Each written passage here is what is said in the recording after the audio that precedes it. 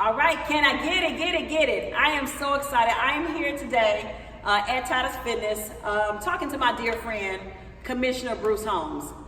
We've been friends for almost 20 years now, and so I want to start by this because some of you guys, he don't like to really say all this, but I'm super proud of him. He's from Detroit. What up, though? And he's an ex-professional football player. So he went from being a professional football player to us running on a regular basis to becoming the first African American commissioner for Henry County. Super proud of him. So huge accolades. To all that going to becoming unhealthy. How did that happen? You know what? I can't really say I actually thought I was unhealthy. I thought I was healthy. I mean, I was still walking every day. I thought I was eating right. But, you know, the signs were there. I would go get my annual physical, and the doctor would tell me you're pre-diabetic, you have high triglycerides. But they never really said, hey, you need to act on anything, you need to do anything special, you need medication. They just kind of let it ride until I started having health issues. The first issue I started having was slight dizzy spells.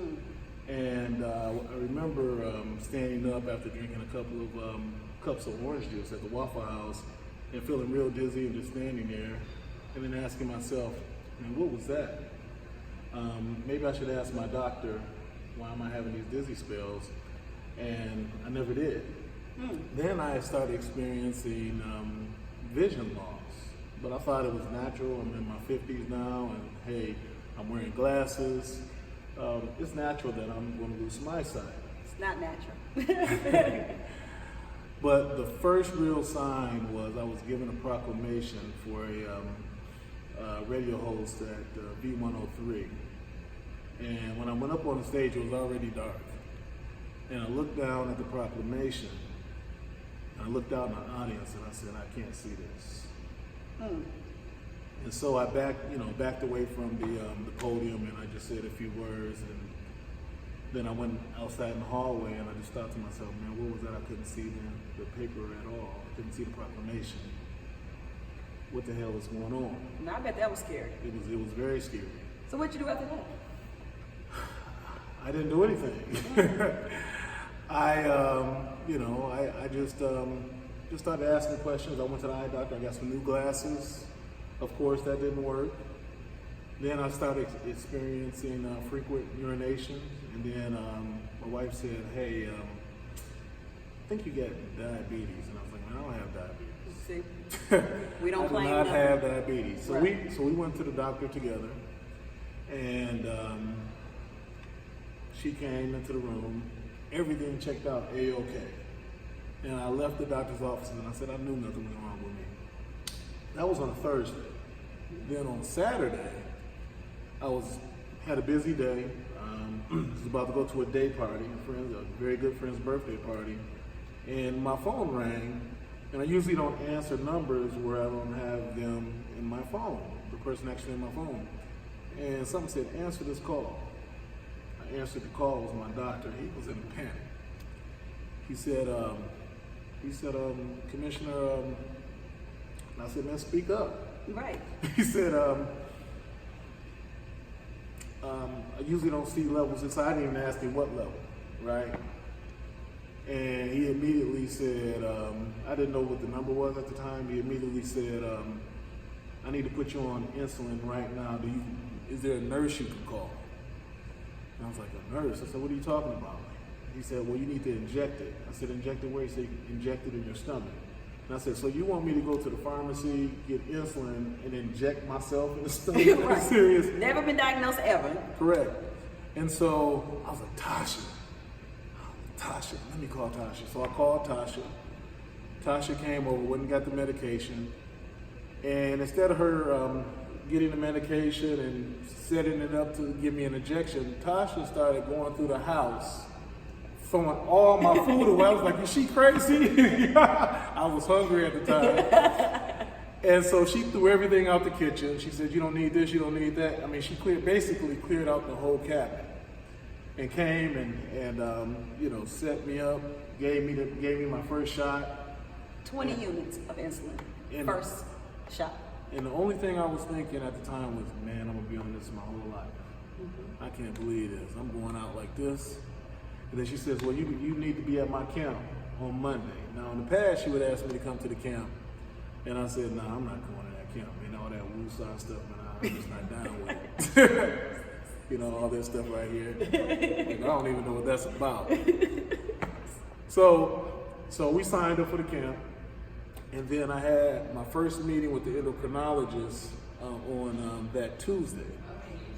And the endocrinologist came in the room and he said, you know, I had an A1C of 15.1, 15.2. And I said, what's that? He said, you see all those people out in the lobby? I said, you mean all those people out there with the amputations? I said, by the way, do they have diabetes? He said, every last one of them. They all came in here just like you. And I said, so are you telling me I'm going to end up with, you know, a loss of certain limbs? And he said, probably so. And I said, BS. That was my motivation there, because I'm telling you, I was sitting in the lobby. There was a lady that was rolled in. She had no legs. She was just sitting on a wheelchair. And I wasn't even paying attention to everybody else. I was at Emory.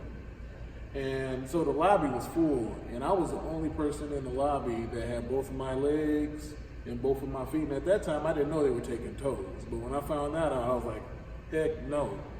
So, you know, when I joined Tasha's camp In January, I didn't know how bad I was out of shape. It was terrible. I was looking around. I was like, man, everybody's jumping around, and I couldn't.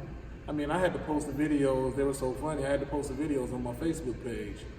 But it was hard, man. I mean, especially the Monday morning runs, 5 a.m. I would come out. But you were a runner, so why was it so hard? Well, it was hard because it was in my mind. I mean, my body was hurting, my legs were hurting. It had been a long time since I had, you know, stressed my muscles and my tendons that way. And man, the only thing that kept me running was I would look down at my feet. I was like, I got 2 legs, 2 feet. Keep it going. That's I got 2 right. legs, 2 feet. Keep it going. And then the first time, probably about the 4th week, you know, I was able to run from the beginning to Panola Road without stopping. I was okay, I'm getting better. And so, you know, with the diet changes and with the consistency. Talk about the diet changing, because did you eat a lot of fast food prior to this? I was eating some sugars. I was, you know, there was not a pack of M&Ms I wouldn't pick up, or Snickers when I would go to the store. I was drinking maybe 3 or 4 large cups of orange juice a day at the Waffle House. Yeah, I was killing myself basically. And man, when I came here, Tasha, you know, put me on a strict diet that I'm still on today from a natural perspective. Yesterday I messed up a little bit, and I'm feeling the effects today, so I won't be messing up again. And it was just what, French fries? It was just some French fries. And man, I mean, I felt the difference as soon as I swallowed that last French fry, and I said, man, you know what? I don't need this.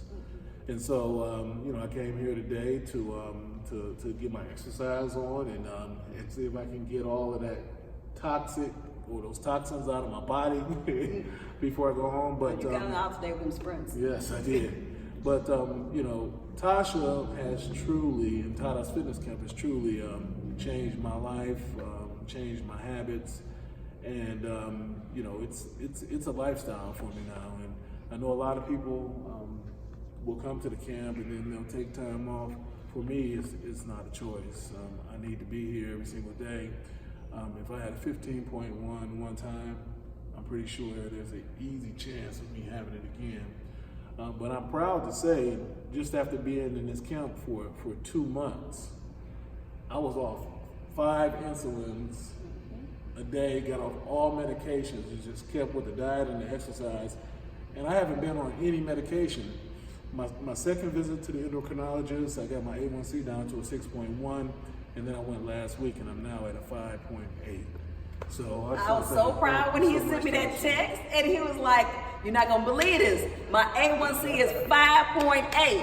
Now you gotta understand, from a 15.2 in January to 5.8 now. Y'all don't understand. That is huge. He just told you how those same people are in people's lobbies. They're also in dialysis clinics on getting the dialysis. So it's just amazing how he turned his life around, because I tell people all the time, most time with type 2 diabetics, you did it to yourself. Yeah. I don't want you to feel bad that you did it to yourself, because it's life. You know, M&M's here, pop there, juice there, but it happens. But the best thing about it is if you cause it, you have full authority to change it. And the thing is, TSC gonna make a way for you. I'm gonna give you every opportunity. I'm gonna give you everything you need to come off that medication, to change your life, but you gotta put the work in.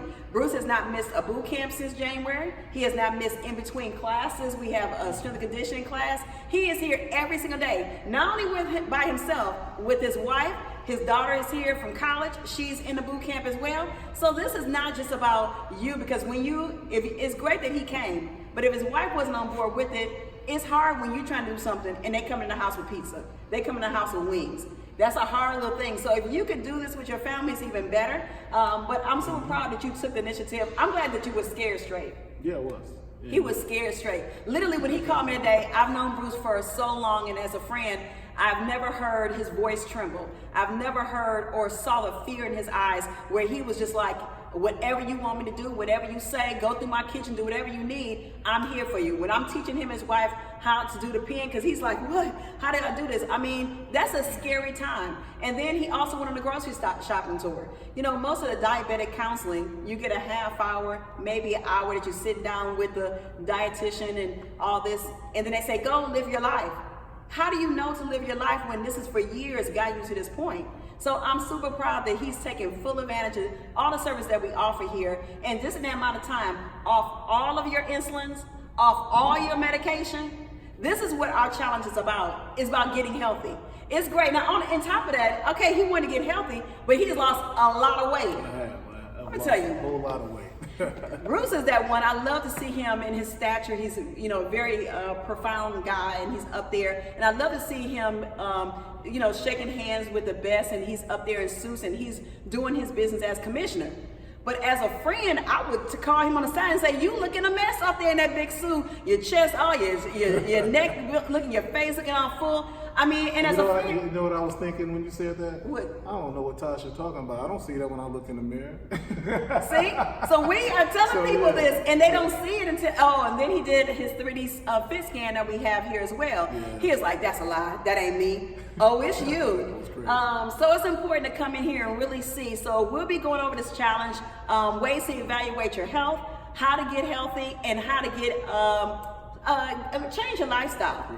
Because this is like, I just want to say this part, because some people think eating healthy and exercising, how has it changed your life? Is it as bad as people think? No, it's actually great.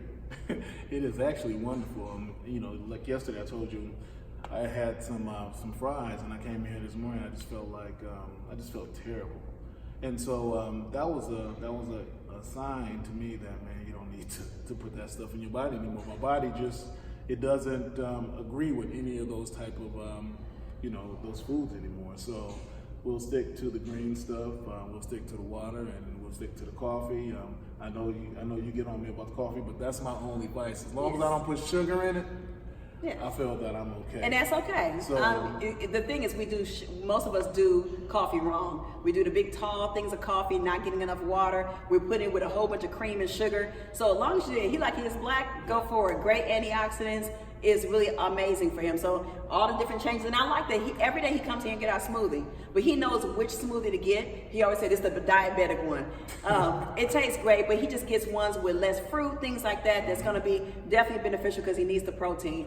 But I'm super proud of you. You truly are my why. You are my reason I jump up and spring out of bed every day. For people, it's great that you lose weight. But when people tell me and have reports, praise reports, that they come off medication, they feel much better. And then I see my friend again. The same guy I met almost 20 something years ago, who we were running and all active. I see that guy back here. He not out of breath. He not all laid up in the corner. He is really on that stuff. So if you want to be on that Bruce stuff, that no mess stuff, that Tata stuff, we are ready to help you get in the best shape of your life. Take this challenge, the Get Healthy Challenge, and I don't want no mess. No mess. No mess.